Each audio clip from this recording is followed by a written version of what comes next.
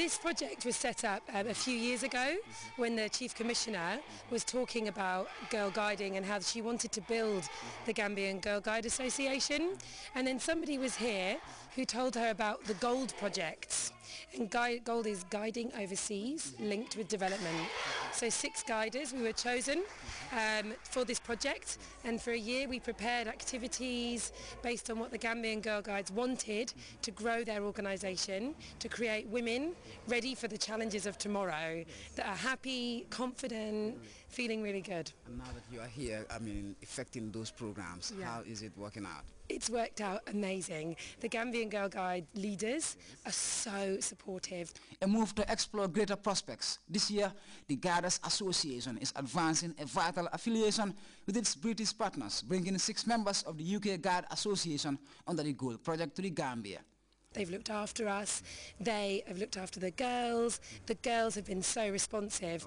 We've trained girls that have never been guides before, and they came yesterday and they'd made uniforms with the badges that we'd given them, and we were so overwhelmed with how inspired they were. Interactive sessions connecting and steering young girls towards greater propensities.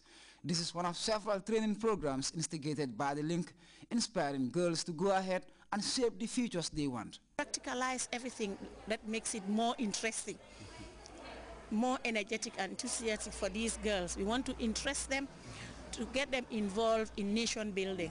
They go out also to assist us, the leaders, because they are the future leaders of this country, to help us.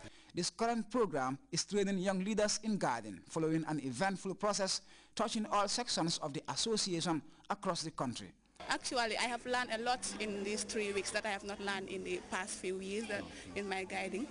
I have learned that guides should help each other, guides should work in teams, communication, guides should listen to each other, and building up our self-esteem and confidence. Yeah. And now we can say you are qualified to handle your own Browning group. Huh? Yeah. Okay, you can really do that. Yeah, I can control my own Browning groups. Oh. For the British Guiders, the Gambia has been a great experience. Guiding in the country continues to take special effect, and under the GOLD scheme, this connection will essentially bolster the quest to put girls at the fore of development, bringing out the best in them. Feel like we're Gambians. We have Gambian guide uniform and everything. Have you, had an encounter with our language or dialects and all that? We're trying to learn Nangadef. Nangadef, that's right. Jilijif. Jilijif. Yeah, yeah. We've got African dress.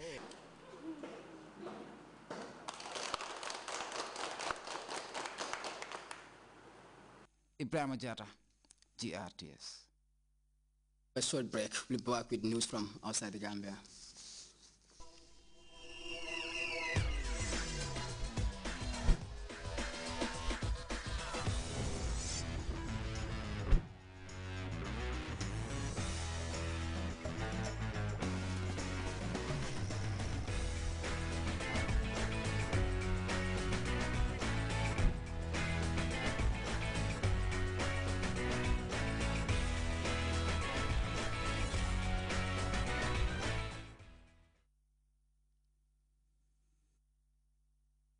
For the 10th time in 2 years, Cameroon's commercial city of Douala has been hit by a devastating fire. The recent incident razed down a market in the center of the city. Authorities in the city cited the presence of all electric connections as the cause of the frequent fire outbreaks in many of Douala's congested markets. We have details of that story in this report. Firefighters in Cameroon battled a massive fire in central Douala. Despite their efforts, scores of shops at the Mbopi market went up in flames and under the eyes of their owners. Once the fire was extinguished, shop owners returned to see whether anything had been spared. We came back to see whether we could still use the building or at least repair it, because it was badly damaged. Over the last 2 years, 10 fires have destroyed markets in Douala. Although police have considered the possibility that the fires were set deliberately, it appears more likely that the cause is defective electrical wiring. Many of these shops flout building codes or are entirely illegal. Of the 70 markets in the city, only 4 are managed and inspected by the state. Much needs to be done to improve safety in the markets. The best thing to do may be to start from scratch. Every business should be required to have an electric meter. There should be more fire hydrants, and the alleys should be cleared. A new market has to be built. Last July, a major fire swept through the Congo market, the largest in the city. The shops were rebuilt by their owners, who took no measures to improve the faulty electrical systems believed to be the cause. Douala's residents have approached Cameroon's electrical authority to inspect and rewire all the markets in the city. Every year, businesses lose hundreds of thousands of euros in fires caused by worn and faulty installations. Gabon says it will renegotiate the contract between Libreville and French water company Veolia. The move comes following recent water shortages in the Gabonese capital. Residents of Libreville have struggled through these difficult moments. Meanwhile, President Ali Bongo has asked the French multinational company for compensation. Details in this report. They live right next to the largest water tower in Libreville, the Gabonese capital, just 300 meters from the Prime Minister's residence. And yet they have not had running water since last February. Residents here are fed up. For water, you have to get up between 4 and 6 in the morning. You have to wait for the rain to wash. And what do you do when there's no rain? To make up for the lack of water, some people try gathering rainwater. Others buy water elsewhere in the city and build up their reserves. We stock up on these bottles.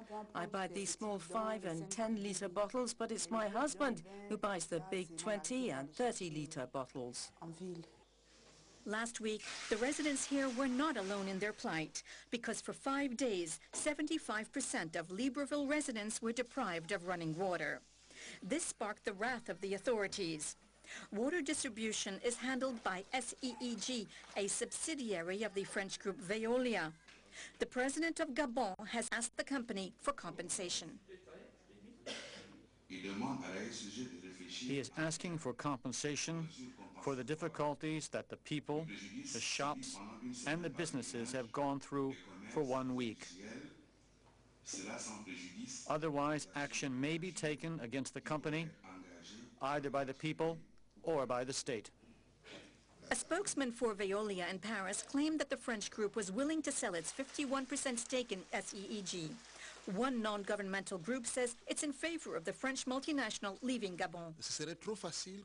It is too easy for Veolia, under the pretext that public services are in a state of deterioration, to leave after making huge profits. Veolia is free to leave, but since Gabon is a sovereign nation, I think it should demand that Veolia render accounts. Gabon is to announce precise measures in the coming days. The contract linking Gabon and Veolia expires in 2017. Authorities in Haiti have pegged the cost of loss in the recent Sandy hurricane at over $100 million. Hurricane Sandy left a trail of destruction and misery on the poverty-stricken population. Much of the country's agricultural farmlands have been washed away by the flash floods. There are increased fears of cholera outbreak and a sharp rise in food prices. Let's look at this report for more on that. The full extent of Hurricane Sandy's effect on Haiti is just beginning to emerge. The hurricane claimed at least 55 lives here. Tens of thousands have been left homeless. Food security is a major problem. In many areas, the storm swept away everything, including livestock.